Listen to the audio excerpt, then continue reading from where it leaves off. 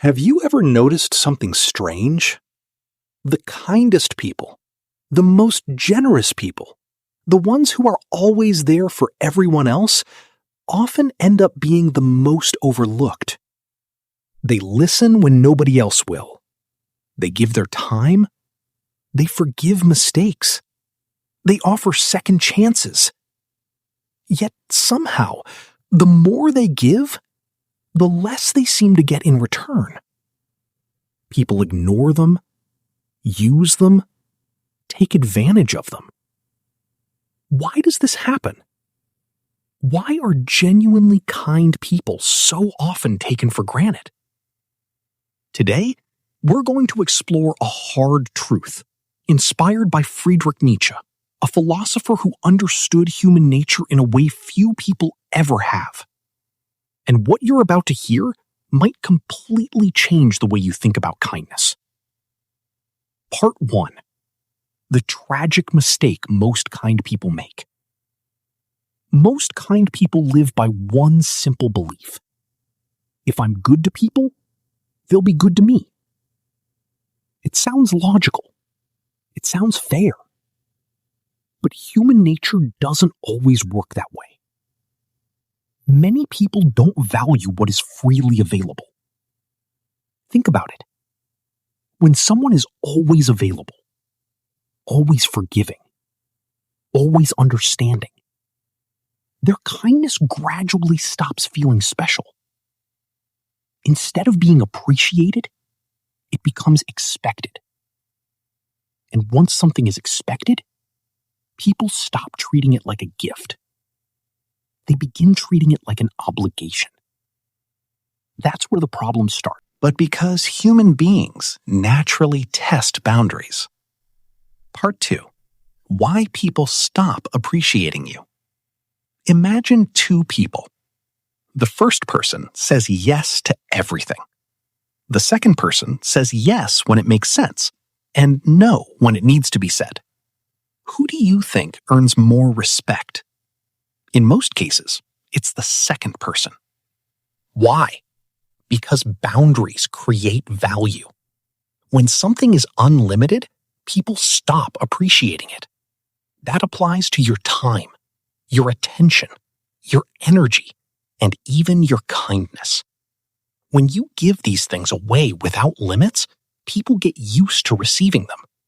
And once something becomes normal, it rarely feels valuable anymore. Nietzsche warned about losing yourself in the endless pursuit of pleasing others. Because the moment your entire identity revolves around serving everyone else, you stop living according to your own values. Instead, you begin living according to other people's expectations. Part 3. The hidden danger of people-pleasing. Many people who seem kind are not acting from kindness at all. They're acting from fear. Fear of rejection, fear of conflict, fear of disappointing someone. So they say yes when they desperately want to say no. They stay quiet when they should speak up. They tolerate disrespect they should never accept. And over time, something dangerous happens. Resentment begins to grow. Because deep down, they know they're abandoning themselves. Nietzsche believed that suppressing your true desires just to gain approval does not create strength. It creates weakness. Real kindness is a choice. People-pleasing is a fear response. And that difference changes everything. One comes from confidence. The other comes from insecurity. Part 4. Why strong people earn respect. Here's something most people never realize. Strong people can be kind. But kind people are not always strong. Strength comes first. Then, kindness. A lion that chooses peace is powerful. A sheep that has no choice but peace is not. Nietzsche admired people who developed inner strength, people who could stand on their own, people who didn't depend on constant approval from others, people who could confidently say, "I respect myself enough to walk away." Because the ability to walk away changes every relationship. The moment people know you can leave, they begin treating your presence differently. Not because they fear you, but because they understand that your time, attention, and respect are no longer guaranteed. When people know you'll tolerate anything, they often become careless with how they treat you. But when they know you have standards, they think twice. Not because they fear you, because they respect you. Part 5. The Paradox of Human Nature. Here's something strange about human beings. We tend to value what can be lost more than what is guaranteed. When someone is always available, we assume they'll always be there. When someone always forgives, we assume they'll forgive us again. When someone constantly sacrifices for others, we begin to expect it. Until one day, they stop. And suddenly, everyone sees their value. The same value that was there all along. The difference is that it no longer feels permanent. That's why your kindness should never be automatic.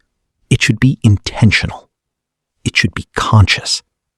And it should be guided by wisdom, not guilt. Part 6. What Nietzsche might tell you. If Nietzsche were speaking directly to you today, he might say this: stop trying to be liked by everyone. Stop sacrificing your self-respect just to avoid disappointing people. Stop mistaking weakness for virtue. Become stronger. Strengthen your mind. Strengthen your discipline. Strengthen your confidence. And then choose kindness from a position of strength. Because kindness becomes powerful when it's voluntary, not when it's required. The strongest people are often the kindest, but their kindness has limits. Their generosity has boundaries, and their self-respect is non-negotiable. So why are kind people so often taken for granted? Because many people confuse endless kindness with endless availability. And endless availability creates familiarity. Familiarity creates expectation. And expectation destroys appreciation. The lesson is not to become cold. The lesson is not to stop caring. The lesson is to combine kindness with strength. To be compassionate without becoming a doormat. To help others without abandoning yourself. To give without allowing yourself to be used. Because true kindness is not weakness. True kindness is strength under control. And the moment you learn that difference, people won't just appreciate your kindness. They'll respect it. Compassion with boundaries. Generosity with self-respect. As Nietzsche understood, a person who cannot say no does not truly own their yes.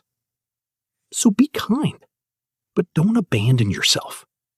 Help people, but don't sacrifice your dignity. Care about others, but never care about them more than you respect yourself. Because the moment you learn that balance, everything changes. Your kindness stops looking like weakness and starts becoming one of your greatest strengths. The people who earn genuine respect are not the ones who give everything away. They're the ones who know when to give, when to step back, and when to stand their ground. They understand that kindness without boundaries invites exploitation. But kindness supported by strength inspires respect. So remember this. You don't have to become cold to protect yourself. You don't have to become selfish to value yourself. And you don't have to stop caring in order to stop being used. The goal is balance. A balance between compassion and confidence, between generosity and self-respect, between helping others and honoring your own worth. If you enjoyed this video, make sure to subscribe for more content on philosophy, and personal growth. And remember, being kind does not mean making yourself available for exploitation. Stay strong, stay wise, and I'll see you in the next video.